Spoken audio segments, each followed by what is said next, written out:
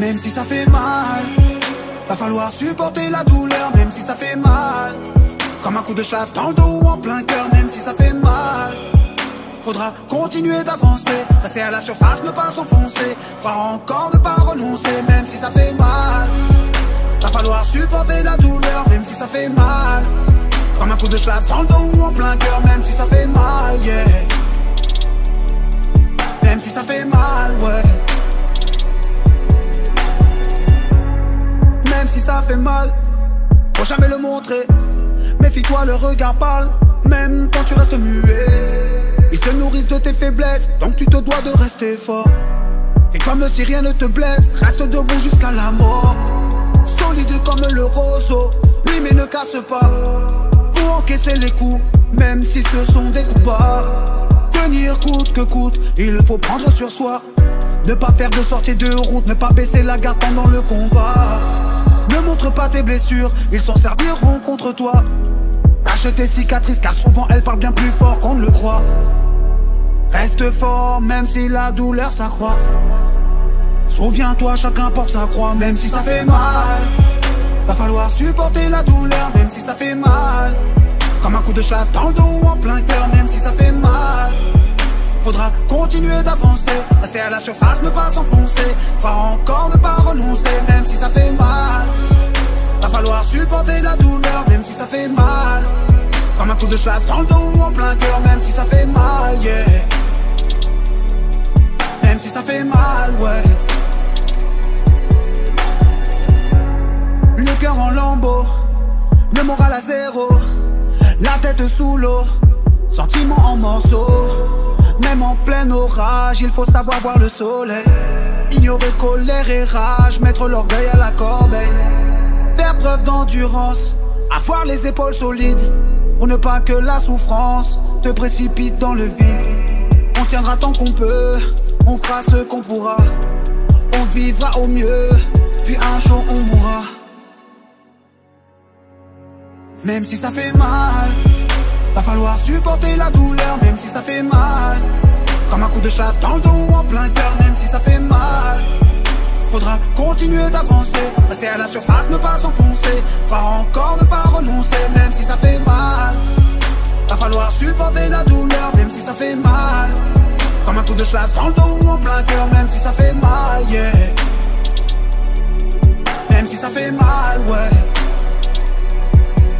Même si ça fait mal, va falloir supporter la douleur, même si ça fait mal. Comme un coup de chasse dans le dos ou en plein cœur, même si ça fait mal.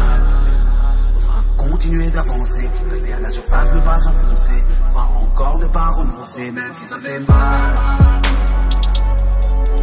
Même si ça fait mal.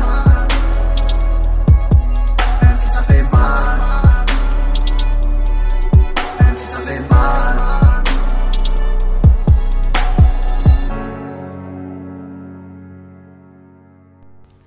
Ici, le titre de l'ouvrage de ce coaching, c'est Achat des savoirs et des savoir-faire. Achat des savoirs et des savoir-faire. Introduction. Aujourd'hui, il y a plein de connaissances qui circulent dans divers domaines qui proviennent des travaux abattus par des chercheurs de différents domaines. Ces recherches dans les domaines de formation et d'école de l'opportunité donne l'opportunité à tout être humain d'acquérir la quantité de connaissances qu'il veut pour favoriser à sa réussite dans un domaine précis. Par exemple, quand on rentre dans le domaine de l'entrepreneuriat ou de l'éducation financière, on a les théories de Robert Kiyosaki qui aident les gens à accéder à l'indépendance financière. Dans le monde du travail, on a les théories de Taylor, Henry Fayol, Henry Ford, etc., etc.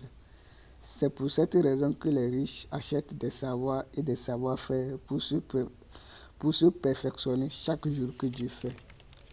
Même aujourd'hui, les entreprises consultent les services des formateurs pour augmenter le niveau des travailleurs de l'entreprise dans le souci d'augmenter la production pour répondre à la demande.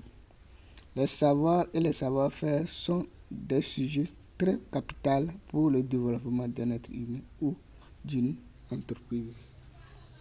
Dans ce trouvaille, on va parler des savoirs et des savoir-faire, donc qui sont des éléments très capitaux pour la compétence d'un emploi ou d'un métier. 1. École. Qu'est-ce qu'une école? À mon point de vue, une école, c'est une entreprise ou ministère de l'État ou du secteur privé, entre parenthèses, école privée, qui mène une mission très importante pour le développement général des êtres humains d'une localité donnée, dans plusieurs domaines de la vie. La mission d'une école, c'est d'éduquer les générations futures à aller à la quête de leur bien-être. Une école produit des connaissances comme produit à travers ces différentes matières. C'est les premiers savoirs et savoir-faire qu'un être humain achète pour son développement général. Ce secteur est divisé en 3 catégories, à savoir le cours primaire qui est divisé en 2 classes, le jardin d'enfants et le primaire, le collège et le lycée. Donc on a le cours primaire, le collège et le lycée. Donc que l'être humain doit se... Donc on parle de l'école, donc c'est ça. Donc l'être humain doit tout faire pour fréquenter, pour avoir de formation. Qu'est-ce qu'un centre de formation?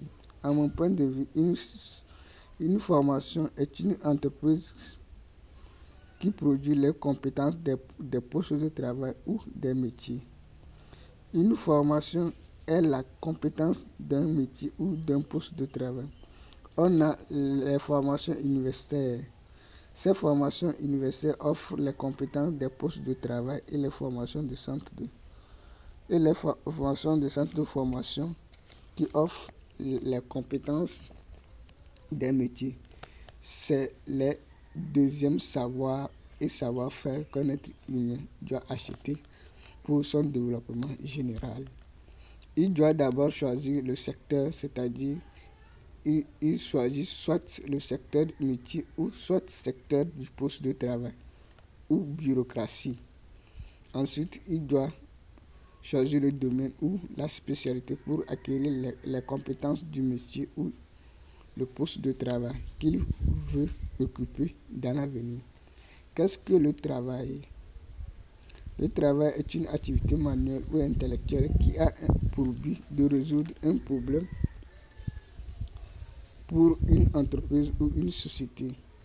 Une activité manuelle désigne les activités du monde des métiers, à savoir couture, coiffure, maçonnerie, mécanique, etc. Et une activité intellectuelle désigne les activités de la bureaucratie, à savoir comptabilité, économie, justice, etc. 3. Auto-formation. L'auto-formation est le fait de se perfectionner sa compétence à l'aide d'un livre ou d'un document de sa spécialité par soi-même.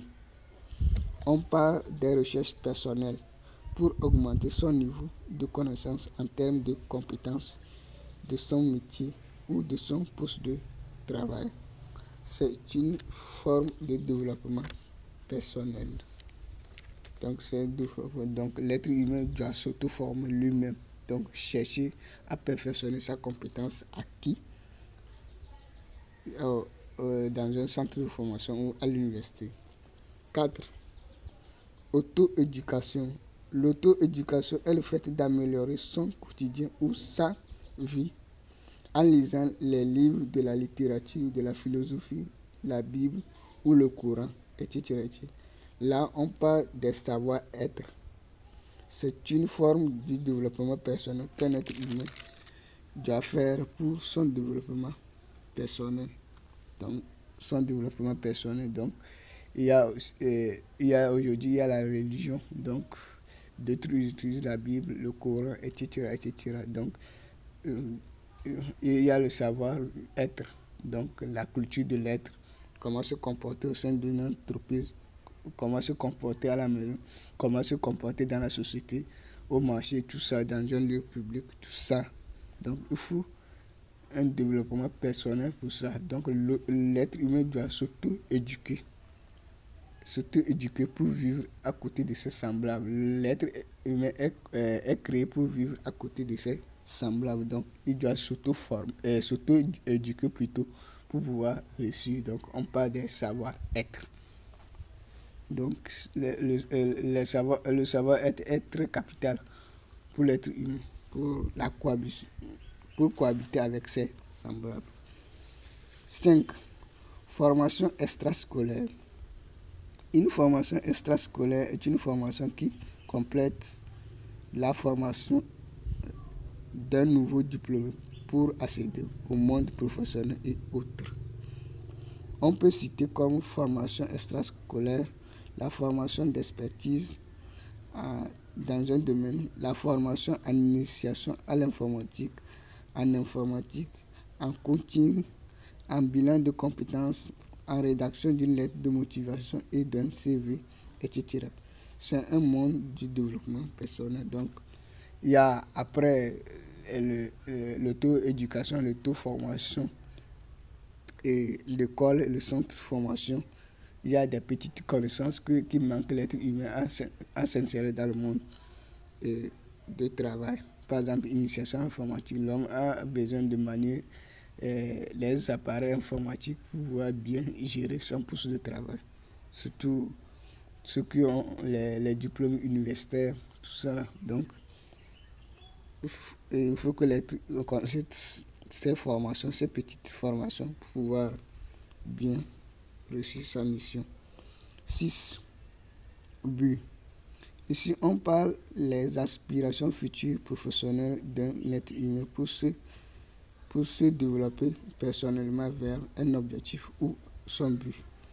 Chaque métier ou poste de travail a sa culture, chaque secteur de travail a sa culture, c'est-à-dire les entreprises ou les ministères de l'État ont des cultures qui sont bien différentes des entreprises privées.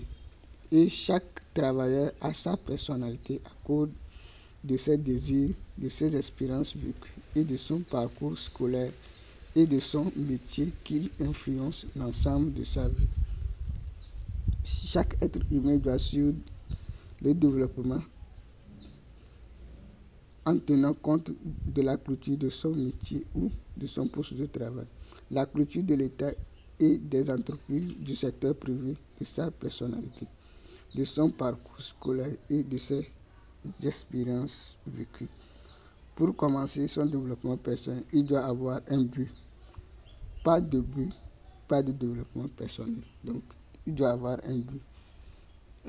Donc, le but est de l'être humain à se perfectionner, à se professionner ou à suivre le développement personnel. Donc, tout ça là, donc, école, formation, auto-formation,